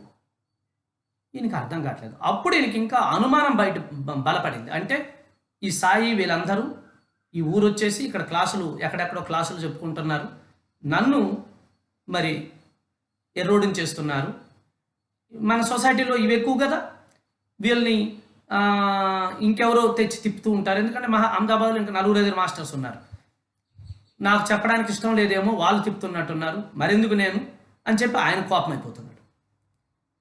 అయినప్పటికీ ఆయన నమ్మకం కాలేదు. హెడ్ మాస్టర్ని అడిగించారు, ఆయన అదే అన్నాడు. సరే వీళ్ళందరూ ఇలా చెప్తున్నారేమో, ఎందుకైనా మంచిదని తిరిగి వెళ్ళిపోతున్నప్పుడు అక్కడ ప్రతి స్కూల్ దగ్గర మనకి ఇక్కడ ఐస్ క్రీమ్లు ప్రతి స్కూల్ దగ్గర ఎలా ఉంటాయో, ప్రతి స్కూల్ దగ్గర పల్లీలు ఉంటాయి. పల్లీలు, ఆ పల్లీలు ఆయన దగ్గరికి వెళ్ళి, సార్ ఈ వ్యక్తి నిన్న వచ్చారు కదా, మీ దగ్గర పల్లీలు కొని ఈయనకి ఇచ్చినాము మొన్న అని చెప్పి ఆయన చూపిస్తే, అవును ఈ మాస్టర్ ఈయన వచ్చారు, ఈయనకి పల్లీలు కొని కూడా మీరు ఇచ్చారు కదా అన్నారు. దాంతో ఆయన కన్ఫర్మ్ చేసుకున్నాడు, ఓహో పత్రిగారు అవసరార్థము ఒకేసారి 2 శరీరాలతో సంచరిస్తున్నారన్నటువంటి విషయం రూఢీగా ఆ రోజు అక్కడ జరిగింది. దాన్ని ఎలా ఎక్స్ప్రెస్ చేయాలో అర్థం కాలేదు. ఇదంతా జరిగి అది అయినప్పటికీ వెహికల్ బాగైంది. ఈ కథ అంతా సార్కి చెప్పాం. ఆయన ఏమో అవునా అంటున్నాడు, ఇంకెవరి కోసం, మూడో ఆయన కోసం చెప్పినట్టు. సాయి కుమార్కి అప్పుడే ఇంత కళ్ళు అయిపోయినాయి. ఆయన భయము, ఆశ్చర్యము, ఆనందం అన్నీ కలిసి ఉంటాయి. అది ఎలా సార్ సాధ్యం, మాకేం సార్ ఎప్పుడు మీరు చెప్పట్లేదు, మాకెందుకు 2-3 ఈయన ఇంకా స్టార్ట్ చేస్తాడు. అంటే నాకేం తెలుసు, నాకు తెలియదు, వాళ్ళు అంటున్నారు, మీతోనే కదా నేను విన్నాను అని తప్పించుకుంటారు సార్. ఇలాగే ఈ 2 శరీరాలు 3 శరీరాలతో ఆ యొక్క సమయం ఆసన్నమైనప్పుడు సాక్షాత్కరించి లోక కళ్యాణ కార్యక్రమాలు జరుపుతున్న వారందరూ కాంతిలోకవాసులే.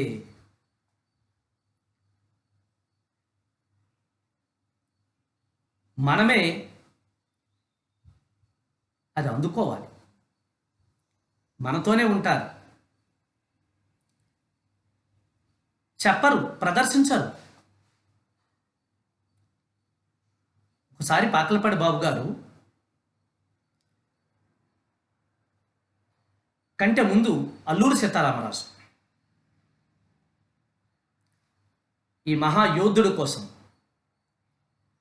ఈ యొక్క మహా శక్తివంతుడు కోసం, ధీరుడు కోసం, ఈయన ఒక కాంతిలోకి వాసి అని చెప్పడం కోసం నేను ఆనందిస్తున్నాను.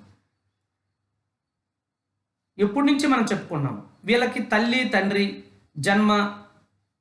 జన్మ తేదీ, మరణము, మరణ తేదీలు, అనేక రకాల వాదాలు, వివాదాలు, అతిశయోక్తులు, నమ్మకాలు, అపనమ్మకాల మీద అవి అలా చెలరేగుతూనే ఉంటాయి. వాళ్ళు దానికి దేనికి ఇది కారణమనే రీజన్ ఎవరు, ఇది ఒప్పుకోరు. ఇది మాత్రం మనం గుర్తించాలి.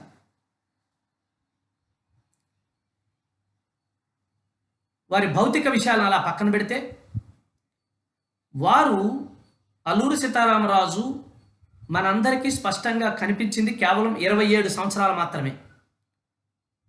అందులో బాల్యం, పూర్తిగా బాల్యం 10 సంవత్సరాలు తీసిస్తే ఇంకా మిగతాది 17 సంవత్సరాలే.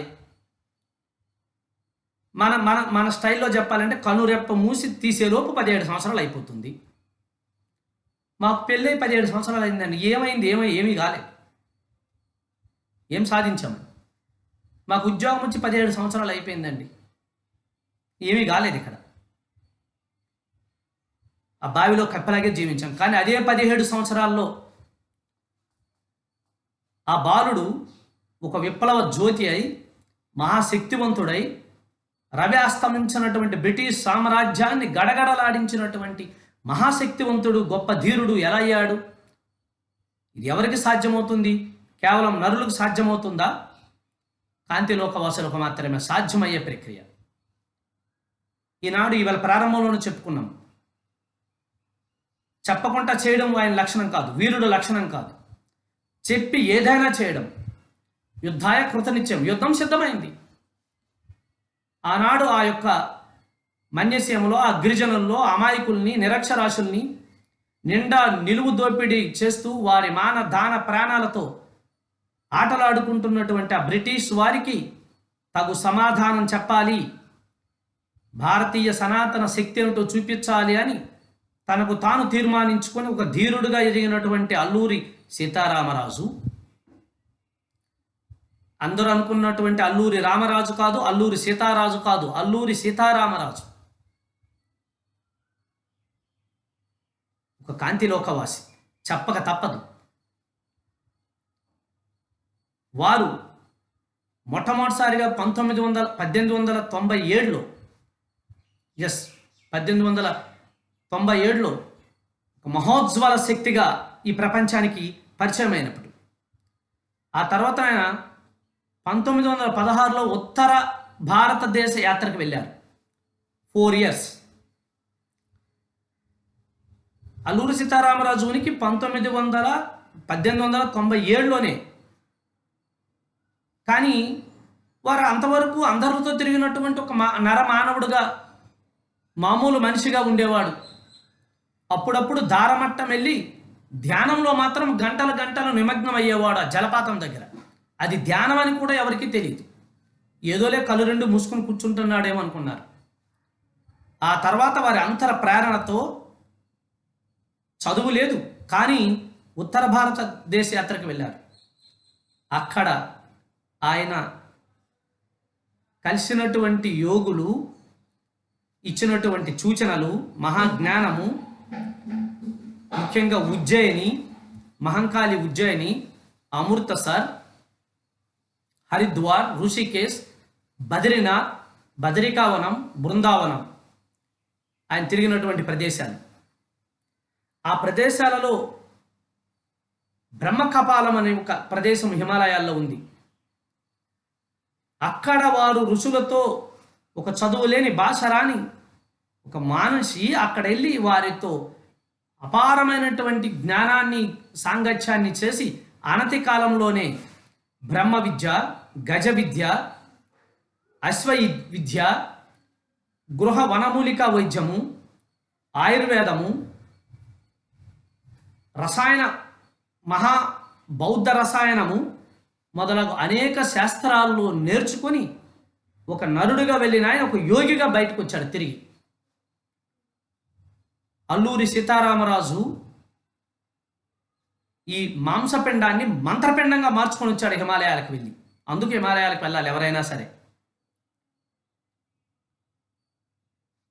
ఆ తర్వాత ఆయన ఉద్యమానికి, ఆయన అమేయమైన శక్తిని, ఆయన కాంతి శరీరాన్ని, ఆయన కారణాన్ని కేవలం తన కొరకే కాకుండా ఈ పీడిత, దళిత, బలహీన బరుగు వర్గాలకు ఒక ఆశాజ్యోతై ఒక ఉద్యమాన్ని వారిలో నింపి వారందరినీ స్వశక్తి పరులుగా తీర్చిదిద్దడానికి కంకణం కట్టుకొని ఒక దళాన్ని తయారు చేసుకున్నాడు. ఆ యొక్క దళంలో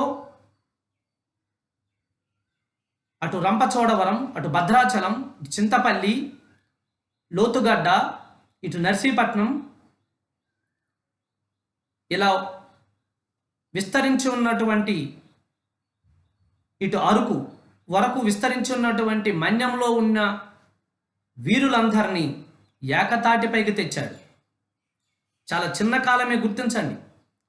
ఒక గంటం దొర, ఒక మల్లు దొర, ఒక వేగిరాజు, ఒక అగ్గిరాజు, ఒక ఎండవెల్లుడు, ఒక సారంగి, ఒక సంకోడు, ఒక వేలంగి, ఇలా ఒక 10-15 మందిని అద్భుతమైనటువంటి దళాన్ని తయారు చేసి వారందరికీ గెరిల్లా విద్యను నేర్పి వారందరి సైన్యంతో, సహకారంతో గిరిజనుల జీవితాలను ఉద్ధరించడానికి బ్రిటిష్ వారిపైనే యుద్ధాన్ని ప్రకటించాడు. ప్రతిసారి విజయమే. ముచ్చమట్ల పట్టించాడు అందరికీ, ముప్పు తిప్పలు పెట్టాడు. కేవలం 4-5 సంవత్సరాలు వారు జరిపినటువంటి పోరాటం ప్రపంచ స్వాతంత్ర్య చరిత్రలో సువర్ణాక్షరాలతో లిఖించబడుతుంది. ఒక పక్క మహా బ్రహ్మజ్ఞాని ఈ దళాన్ని అందరినీ 3 భాగాలు చేసి, మీరు 3 చోటల్లో ఉండండి, నేను వస్తాను అక్కడికి అని చెప్పి వారిచ్చిన అన్ని మాటల దగ్గరికి అదే సమయానికి వెళ్ళి ఆ యొక్క దాడులు, ఆ బ్రిటిష్ వారిపైన, పోలీస్ స్టేషన్ల పైన దాడులు చేసి ఆయుధాలను తీసుకురావడం అందరికీ ఆశ్చర్యమయ్యేది. ఇది ఎలా సాధ్యమయ్యేది అని. కాదులేరా, నేనే మారువేషం వేసుకొని వచ్చాను అని చెప్పి వారికి చెప్పేశాడు, కానీ నేనే అలా వచ్చాను అని ఎప్పుడు వారికి అలా చెప్పలేదు. సరే, కేడీపేట దగ్గర ఉన్నటువంటి ఆ నదీ తీర ప్రాంతంలో బ్రిటిష్ సైన్యమంతా మోహరించి వారిని చంపేశాము అని చెప్తూ ఉంటారు. కానీ ఆ రోజు సాయంత్రం ఇప్పటికీ కేడిపేట దగ్గర సమాధి ఉంది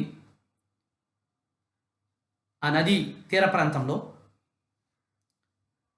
అక్కడికి వెళ్తే ముందు రోజు కొట్టారు, పొద్దుపోయింది కాబట్టి ఆ లోయలో ఆ గడ్డలో పడిపోయినాడు అని చెప్పి అధికారులకి సమాచారం ఇచ్చేశారు. నైట్ వెళ్ళరు కదా, ఉదయానికి అధికారులు అందరూ వెళ్ళి ఆ శవ పంచనామా చేద్దామంటే శవం కనిపించలేదు. అక్కడ వాళ్ళు ఒక కట్టుకథ వాళ్ళు అల్లుకున్నారు. ఒక ఫోటో తీసేసి, ఇగో మేము చంపింది ఈ యుద్ధం, ఇది ఈ టైంలో నేను చనిపోయినాడు అని చెప్పి ఎవరికి చెప్పకుండానే మేము కాల్చేసినాము అని చెప్పి ఒక వాదన. మరొక వాదన, వారి అనుచరులు ఉన్నారు కదా, వాళ్ళు ఏ రాత్రో మరి వారి శరీరాన్ని తీసుకొని వెళ్ళిపోయారని ఒక నివేదిక. రకరకాల నివేదిక, పొంతన లేని నివేదికలు ఇచ్చి ఆయన ఆ కథ అలా ముగిసిపోయిందని తెలిపారు. అది వేరే కథ. కానీ ఇక్కడ చెప్పరావడం ఏంటంటే, ఆయనకు మరణము లేదు, కాంతి శరీరదారుడు అన్న ప్రథమ సత్యాన్ని అందరూ విస్మరించారు. ఇదైతే చెప్పక తప్పదు. ఒక అంతుపట్టని విజ్ఞానము, అంతుపట్టని అద్భుతం జరిగినప్పుడు దానికి చరిత్రకారులు వారి వంతు వారు దాన్ని పరిసమాప్తం చేసుకుంటారు. అధికారులు వారి వంతుగా వారు దానికి ఒక నివేదిక రాసి క్లోజ్ చేసుకుంటారు. మామూలు వాళ్ళు ఏదో అయిపోయింది ఇంకేం చేస్తామని వారి చేతులు వారు ముడుచుకుంటారు. ఇట్లా ఆ అంశాన్ని అక్కడితో వదిలేస్తారు. కానీ కాంతి శరీరధారుడికి వీటితో సంబంధం లేదు. తను వచ్చిన లక్ష్యం, కర్తవ్యం, ఆశయం పునర్జీవింపజేసి వందలాది మందికి స్ఫూర్తిని కలిగించి అయిపోయిన తర్వాత వాళ్ళు హాయిగా వెళ్ళిపోతారు. వాళ్ళకి దేనితోని సంబంధం లేదు. అదే జరిగింది ఒకానొక సుభాష్ చంద్రబోసులో. భారత స్వాతంత్ర సంగ్రామంలో తిరుగులేనటువంటి ధీరుడుగా, సైనిక దళాధిపతిగా, ఏ సైన్యానికి, స్వాతంత్ర సమరోత్సవంలో దళంగా ఉన్నటువంటి సైనిక దళానికి, కలకట్టా నుంచి అవతల నేపాల్ వరకు బ్రిటిష్ వారిని ముప్పు తిప్పలు పెట్టినటువంటి మహాయోధుడు. ఇక్కడ కథ ఎలా ఉంటుంది, ఇంచుమించు కథ అక్కడ అలాగే ఉంటుంది. కాకపోతే ప్రాంతాలు వేరు, పరిస్థితులు వేరుగానే ఆ జరుగుతున్న పనుల తీరు ఒకేలా ఉంది. ఆ తర్వాత ఆయన జపాన్, జర్మనీలో ఉన్న సంబంధాలతో క్యోక్యో వయా తైవాన్ వెళ్ళిపోతున్నారని ఎంతోమంది బ్రిటిష్ గూఢాచారులు వెంబడించినా ఏ మార్గానికి ఆ మార్గమే ఓపెన్ అయిపోయింది తప్ప ఇది మిద్దంగా ఇంతవరకు ఏమీ చెప్పలేకపోయినారు. ప్రభుత్వాలు కూడా ఇంతవరకు ఏమీ తేల్చలేకపోయినాయి. సరే, ఇంకా వారి మరణం అంటారా, స్టిల్ మిస్టరీ. మరణించితే కదా మరణానికి. ఇది కాంతిలోకవాసులు సందర్భంలో. కాంతిలోకవాసులు బహుస్థూల శరీరధారులు. ఎక్కడ ఎప్పుడు ఎలా కావాలంటే అలా రాగలిగినటువంటి విజ్ఞానము వారి సొంతం. ఈ పంచాయతీ జరుగుతుండగా 1897లోనే వారి ఆగమనం వచ్చింది. 1945లో వెళ్ళిపోయినారు. 1945 తర్వాత ఆయన ఎక్కడ ఎవరికి కనిపించలేదు అనుకుంటున్న సందర్భంలో 1985లోని అయోధ్య దగ్గర ఒక చిన్న పట్టణం ఉంది. ఆ పట్టణం దగ్గర ఒక టీ దుకాణం దగ్గర భగవాన్ దాస్గా తనకు తాను పరిచయం చేసుకుంటున్నప్పుడు ఎంతోమంది వారు వీరే అని వారి సూచనల ద్వారా తెలుసుకోవడం జరిగింది. అది ఒక వివాదమైంది. దాని మీద ఎంక్వైరీలు అయినాయి. ఈలోపు ఆయన నేపాలీ బాబా అని ఇంకొక వాదన వచ్చింది. ఒక నేపాలీ బాబానే ఆ యొక్క సుభాష్ చంద్రబోస్, ఒక భగవాన్ దాసే ఆ యొక్క సుభాష్ చంద్రబోస్. ఇలా అనేక మంది కారణ శరీరధారులు మనందరికీ ఎంతగానో ఆత్మ విజ్ఞానాన్ని, మరెంతగానో ఆధ్యాత్మిక శక్తిని అందించినటువంటి పరమయోగి శ్రీ పాకలపాటి బాబు వారు ఏకకాలంలో 3 చోట్ల కనిపెట్టింది కావ్యకంఠ గణపతి ముని. జైపూర్లో, విశాఖపట్నం బీచ్లో, మన్యంలో ఒక ఊరిలో అదే సమయంలో ఉన్నారు. అదే సమయంలో జైపూర్లోని మహారాజుల దగ్గర ఒక మహామంత్రి స్థానంలో ఉన్నారు. అదే సమయంలో విశాఖపట్నం బీచ్లో ఎక్కిరాల వారి ఇంటికి వచ్చి విశాఖపట్నం బీచ్లో సంచరిస్తున్నారు. ఇలా ఉంటాయి మహాత్ముల యొక్క లీలలు. వారు వంట చేస్తున్నప్పుడు ఎంతమందికి వండమంటారు బాబు అని ఆ చిన్నులు అడిగితే 10 మందికి వండరంటే, బాబుగారు మన ఇద్దరమే ఉన్నాం కదా, 10 మందికి ఎందుకంటే, నువ్వు వండరా వాళ్ళు వస్తున్నారు అని చెప్పేవాడు. వంట అయిపోయేటప్పటికీ 10 మంది. వంటేం కాదు, సరుకులు సిద్ధం చేయడమని, వండేది బాబుగారే. మహాపాకశాస్త్ర నిపుణుడు, మహా జ్యోతిష శాస్త్ర నిపుణుడు, మహా వైద్య శాస్త్ర నిపుణుడు, ఆరోగ్య శాస్త్ర నిపుణుడు, ఆయుర్వేద శాస్త్ర నిపుణుడు, యుద్ధ శాస్త్ర నిపుణుడు, తంత్రశాస్త్ర నిపుణుడు. చూడడానికి మామూలుగా ఉంటాడు. చక్కగా ఆ రోజుల్లో హెచ్ఎంటి వాచి, ఆ రోజు నుంచి ఈ రోజు వరకు ఉన్నటువంటి బాటా షూ, ఫిల్టర్ సిగరెట్టు, చేతికి ఉంగరము, ఎప్పుడు కూడా సంపంగ నూనె, చక్కటి బట్టలు, చక్కటి స్వరూపం.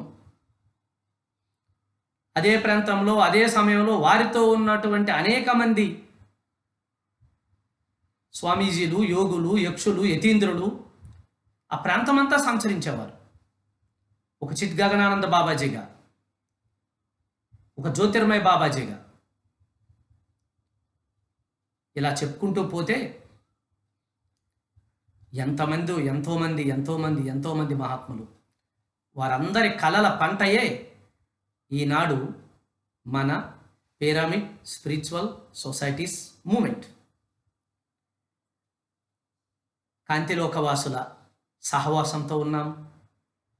వారి లీలా వినోద భాగ్యంలో ఆనంద తాండవం చేస్తున్నాము. రేపు మరికొంతమంది కాంతిలోకవాసుల సమాచారంతో మీతో సాంగత్యానికి సిద్ధముంటాను. Thank you.